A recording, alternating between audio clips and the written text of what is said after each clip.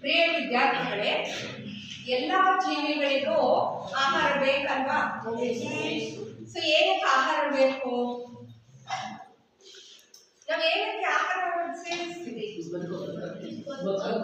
ಹೇಳ್ರಿ ಅಂದ್ರೆ ನಾವು ಬದುಕುಳಿಲಿಕ್ಕೆ ಆಹಾರವನ್ನ ಸೇವಿಸುವಲ್ವಾ? ಸೊ ಹಾಗೆ ಆಹಾರ ನಮಗೆ ಯಾವ ಯಾವ ಮೂಲಗಳಿಂದ ಸಿಗುತ್ತೆ?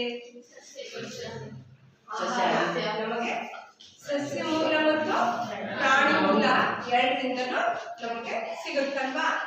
ಸೊ ಹಾಗೆ ಭಾರತ ಕೃಷಿ ಪ್ರಧಾನವಾಗಿರುವಂತಹ ದೇಶ ಅಲ್ವಾ? ಹಾಗೆ 70% ಕೃಷಿಯನ್ನೇ ಅವಲಂಬಿಸಿದೆ. ಅಂದ್ರೆ ಈಗ ನಮ್ಮಲ್ಲಿ ರೈತರೇ ಜಾಸ್ತಿ ಅಲ್ವಾ? ಸೊ ಹೀಗೆ ನಾನು ನಿಮ್ಗೆಲ್ಲ ಕೇಳಿದ್ರೆ ಅಪ್ಪಾಜಿ ಏನ್ ಮಾಡ್ತಾರೆ ಅಂತ ಕೇಳಿದ್ರೆ ಏನ್ ಮಾಡ್ತಾರ ಅಪ್ಪಾಜಿ? ತೋಟದ ಕೆಲಸ. ನಿಮ್ಮ ಅಪ್ಪಾಜಿ ನಗಬಾರ್ದು, ಯಾವಾಗಲೂ ಕೂಲಿ ಕೆಲಸ ಆಗ್ಲಿ ಕೂತ್ಕೊಳ್ಳಿ. ಸೊ ಇಲ್ಲಿ ನೋಡ್ರಿ, ಕೆಲವರು ಸ್ವಂತ ಉದ್ಯೋಗ ಅಂತ ಅಲ್ವಾ? ಸೊ ಆಲ್ಮೋಸ್ಟು ಈಗ ಕೈ ಎತ್ತರೆ ಯಾರ ಪೇರೆಂಟ್ಸು ಅಂದ್ರೆ ಕೂಲಿ ಮಾಡ್ತಾರೆ ಅಥವಾ ರೈತ ಆಗಿರ್ಬೋದು, ಕೈ ಎತ್ತರೆ ನೋಡೋಣ. ಯಾಕಂದ್ರೆ ಅದರಲ್ಲಿ ನೀನು ಹೇಳ್ತಿ ಅಲ್ವಾ, ನಾಚಿಕೆ ಪಡಬಾರ್ದು, ಕೈ ಎತ್ತು ಅಲ್ವಾ? ನಾವಿನ್ನು ಹೆಮ್ಮೆ ಪಡಬೇಕು ಅಲ್ವಾ?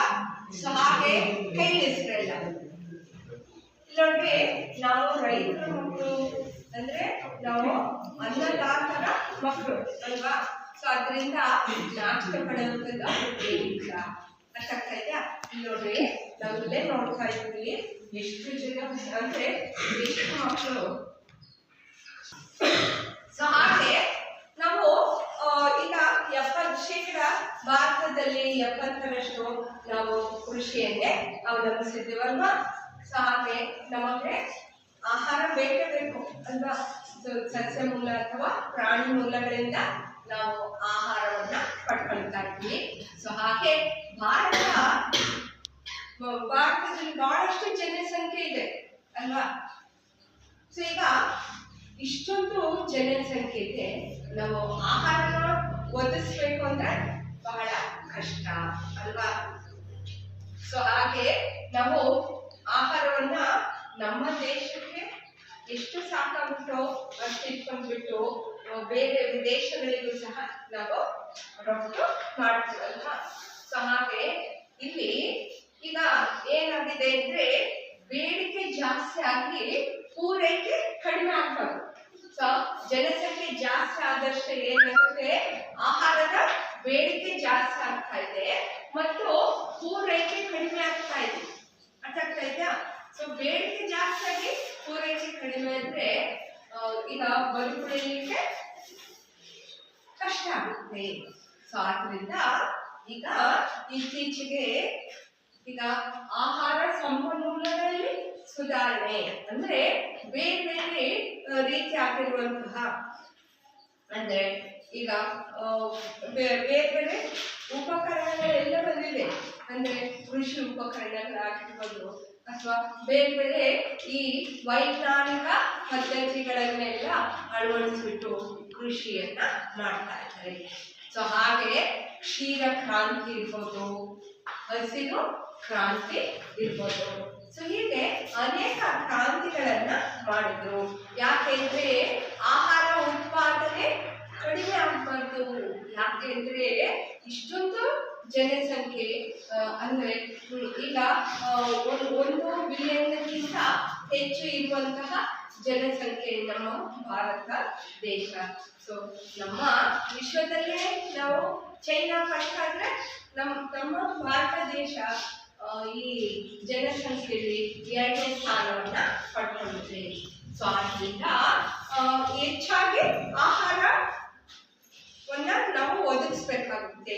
ಅದೇ ರೀತಿ ಒಳ್ಳೊಳ್ಳೆ ವೈಜ್ಞಾನಿಕ ಪದ್ಧತಿಗಳನ್ನೆಲ್ಲ ಅಳವಡಿಸ್ಬಿಟ್ಟು ಈ ರೀತಿ ಕ್ಷೀರ ಕ್ರಾಂತಿ ಆಗಿರ್ಬೋದು, ಹಸಿರು ಕ್ರಾಂತಿ ಆಗಿರ್ಬೋದು, ಅರ್ಥ ಆಗ್ತಾ MS ಸ್ವಾಮಿನಾಥನ್ ಅಂತಂದು.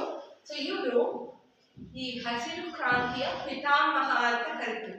ಸೊ ಅವರು ಈ ರೀತಿ ಹೊಸ ಹೊಸ ಅಂದ್ರೆ ತಳಿ ಸುಧಾರಣೆ ಮಾಡೋದ್ರಿಂದ ಇಟ್ಟು ಅವರು ಹೊಸ ಹೊಸ ಅಂದ್ರೆ ಈಗ ಜಾಸ್ತಿ ಆಹಾರ ಅಂದ್ರೆ 1960ರಲ್ಲಿ ಇರುವಂತಹ ಉತ್ಪಾದನೆ ಮತ್ತೆ 2004ನೇ ಇಸ್ವಿಗೆ ನೋಡಿದಾಗ ಅಲ್ಲಿ ಇಷ್ಟೊಂದು ಅಂದ್ರೆ ಬೆಳೆಯ ಅಭಿವೃದ್ಧಿ ಆಯ್ತು ಅನ್ನೋಂಥದ್ದು ಅನ್ನ ಕಂಡುಕೊಂಡ್ರು. ಅಂದ್ರೆ ಅಷ್ಟೊಂದು ಹೊಸ ಟೆಕ್ನಾಲಜಿಯನ್ನ ಬಳಸ್ಕೊಂಡ್ಬಿಟ್ಟು ಆಹಾರವನ್ನ ಬೆಳೀತಾ ಹೋದ್ರು. ಸೊ ಹಾಗೆ ವರ್ಗೀಸ್ ಕುರೇನ್ ಅನ್ನುವಂಥವ್ರು ಇವರು ಏನಪ್ಪಾ ಅಂದ್ರೆ ಕ್ಷೀರ ಕ್ರಾಂತಿಯ ಪಿತಾಮಹ ಅಂತ ಕರಿತೀವಿ. ಅಂದ್ರೆ ಹಾಲು ಉತ್ಪಾದನೆ, ಕ್ಷೀರ ಅಂದ್ರೇನು ಹಾಲು ಅರ್ಥ. ಸೊ ಹೀಗೆ ಸಮುದ್ರದಲ್ಲಿ ಇರುವಂತಹ ಮೀನುಗಳಾಗಿರ್ಬೋದು. ಸೊ ಹೀಗೆ ಒಂದೊಂದೇ ರೀತಿಯಾಗಿರುವಂತಹ ಕ್ರಾಂತಿ ಬೆಳೆದಂತ ಹೋಯಿತು. ಸೊ ಹೀಗೆ ಎಲ್ಲಾ ಇದರಲ್ಲೂ ಅಷ್ಟೇ ನಮ್ಮ ಭಾರತ ಲಾಭವನ್ನು ಗಳಿಸೋ ಮತ್ತು ಜೊತೆಗೆ ಈ ಕೃಷಿಯಲ್ಲಿ ಅಭಿವೃದ್ಧಿನೂ ಆಯ್ತು. ನಮಗೆ ಈಗ ಸಾಕಷ್ಟು ಆಹಾರ ಪದಾರ್ಥ ಎಲ್ಲ ನಮಗೆ ದೊರೀತಾ ಇದೆ ಅಲ್ವಾ ಮಕ್ಕಳೇ? ನಮಗನೇ ಈಗ ನಿಮಗೂ ಅಷ್ಟೇ ಮೊದಲು ಇರುವಷ್ಟು ಬಡತನ ಯಾರಿಗೂ ಇಲ್ಲ ಅಲ್ವಾ?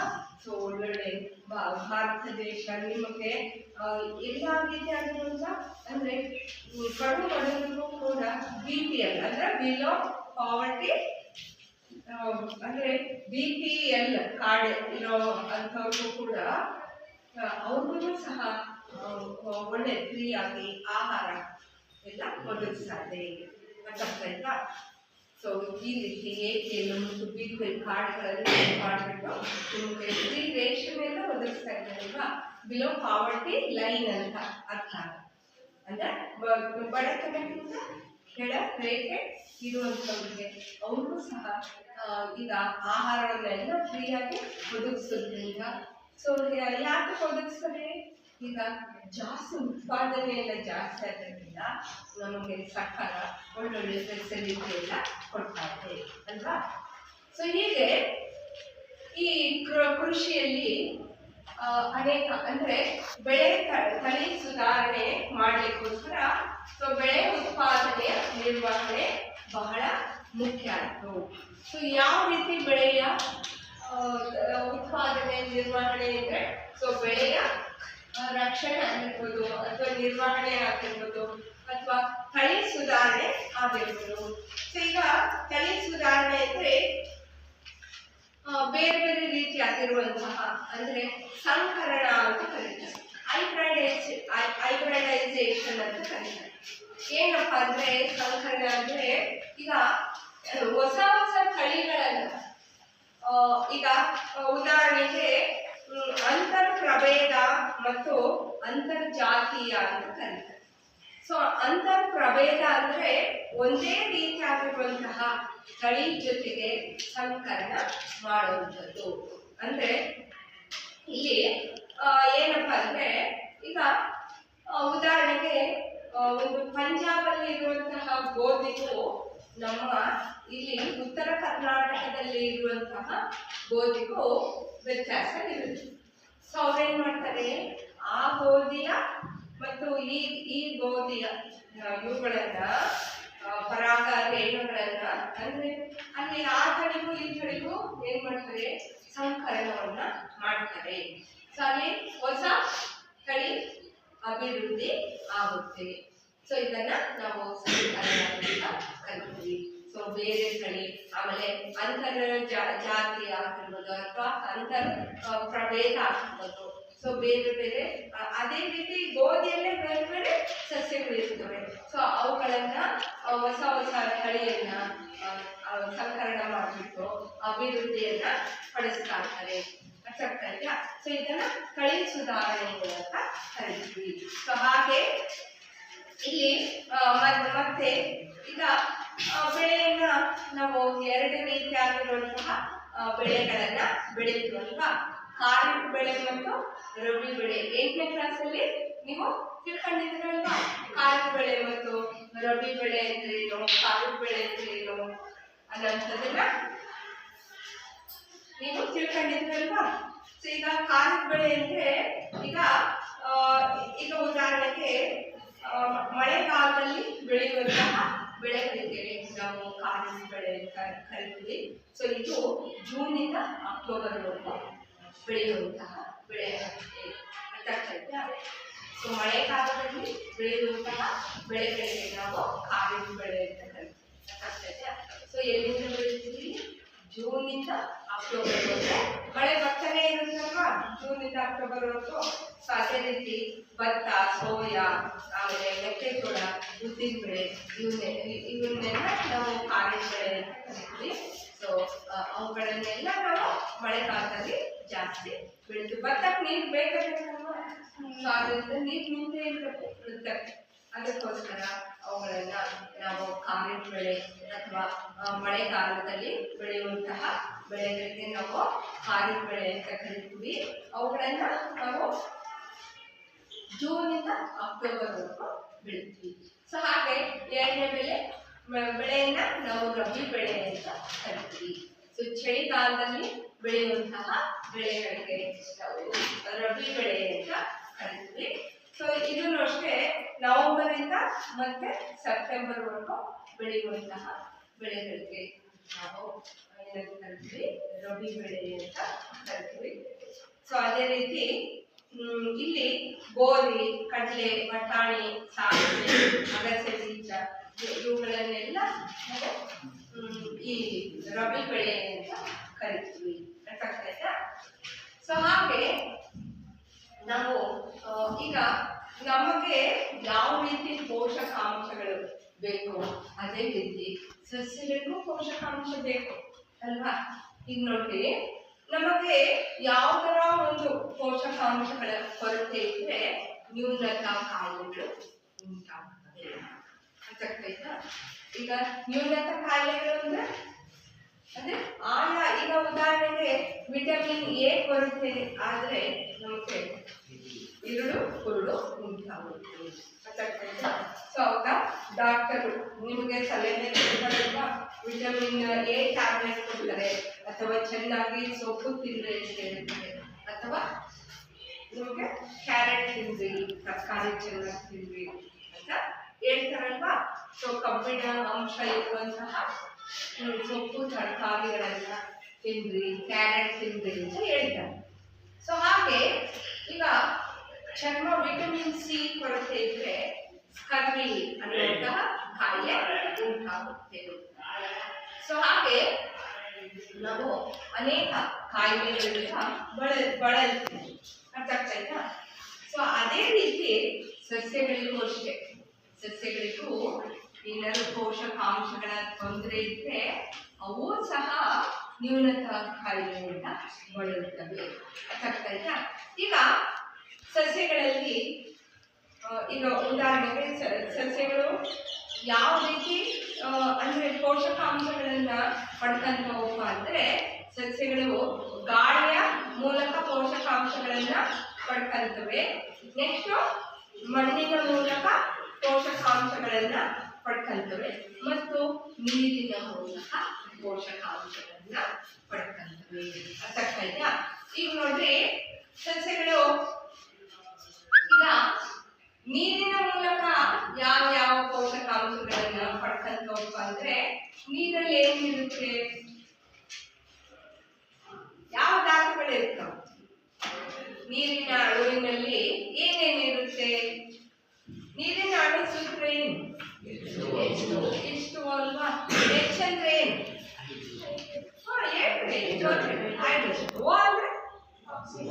ಆಕ್ಸಿಜನ್ ಅಲ್ವಾ? ಅವಾಗ ಸಸ್ಯಗಳಿಗೆ ನೀರಿನಲ್ಲಿ ಯಾವ ಪೋಷಕಾಂಶಗಳು ಸಿಗ್ತವೆ? ಹೈಡ್ರೋಜನ್, ಆಕ್ಸಿಜನ್ ಅಲ್ವಾ? ನೀರಿನಲ್ಲಿ ಏನ್ ಸಿಗುತ್ತೆ ಅಂದ್ರೆ ಹೈಡ್ರೋಜನ್, ಆಕ್ಸಿಜನ್ ಅಂತ ಹೇಳಿದ್ರು ಅಲ್ವಾ? ಸೊ ಹಾಗೆ ಗಾಳಿಯಲ್ಲಿ ಏನೇನಿರುತ್ತೆ?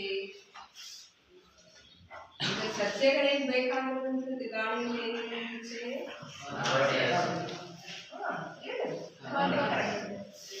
ಕಾರ್ಬನ್ ಡೈಆಕ್ಸೈಡ್ ಅಂದ್ರೆ ಆಕ್ಸೈಡ್ ಅಂದ್ರೆ ಆಕ್ಸಿಜನ್, ಕಾರ್ಬನ್ ಮತ್ತು ಆಕ್ಸಿಜನ್ ಸಸ್ಯಗಳಿಗೆ ಸಿಗುತ್ತೆ.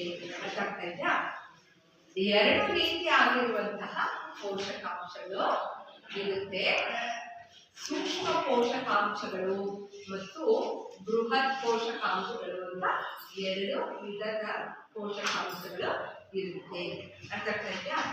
ಈಗ ಸೂಕ್ಷ್ಮ ಪೋಷಕಾಂಶಗಳು ಅಂದ್ರೆ ಸಸ್ಯಗಳಿಗೆ ಕಡಿಮೆ ಪ್ರಮಾಣದಲ್ಲಿ ಬೇಕಾಗಿರುವಂತಹ ಪೋಷಕಾಂಶಗಳಿಗೆ ನಾವು ಸೂಕ್ಷ್ಮ ಅಥವಾ ಕಿರು ಪೋಷಕಾಂಶಗಳು ಅಂತ ಕರಿತೀವಿ. ಅರ್ಥ ಆಗ್ತಾ ಇದೆಯಾ?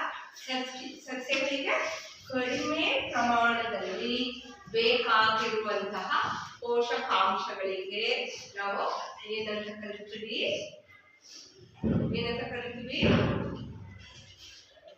ಸೂಕ್ಷ್ಮ ಅಥವಾ ಕಿರು ಪೋಷಕಾಂಶಗಳು. ಈಗ ಸಸ್ಯಗಳಿಗೆ ಹೆಚ್ಚಾಗಿ ಬೇಕಾಗಿರುವಂತಹ ಪೋಷಕಾಂಶ ಅಂದ್ರೆ ಜಾಸ್ತಿ ಪ್ರಮಾಣದಲ್ಲಿ ಬೇಕಾಗಿರುವಂತಹ ಪೋಷಕಾಂಶಗಳು ಯಾವುದಂದ್ರೆ ಅದು ಯಾವುದು? ಬೃಹತ್ ಪೋಷಕಾಂಶಗಳು. ಸೊ ಹೆಚ್ಚಿನ ಪ್ರಮಾಣದಲ್ಲಿ ಸಸ್ಯಗಳಿಗೆ ಬೇಕಾಗಿರುವಂತಹ ಪೋಷಕಾಂಶಗಳಿಗೆ ನಾವು ಬೃಹತ್ ಪೋಷಕಾಂಶಗಳು ಅಂತ ಕರಿತೀವಿ. ಸೊ ಇಲ್ಲಿ ಕೋಷ್ಟಕದಲ್ಲಿ ಈಗ ಸಸ್ಯಗಳಿಗೆ ಸಿಗುವಂತಹ ಪೋಷಕಾಂಶಗಳು ಯಾವ್ಯಾವು ಅನ್ನುವಂಥದ್ದು, ಈಗ ಗಾಳಿಯ ಮೂಲಕ ಕಾರ್ಬನ್ ಮತ್ತು ಆಕ್ಸಿಜನ್ ಸಿಗುತ್ತೆ. ಸೊ ನೆಕ್ಸ್ಟ್ ನೀರಿನ ಮೂಲಕ ಅದಕ್ಕೆ ಹೈಡ್ರೋಜನ್ ಮತ್ತು ಆಕ್ಸಿಜನ್ ಸಿಗುತ್ತೆ.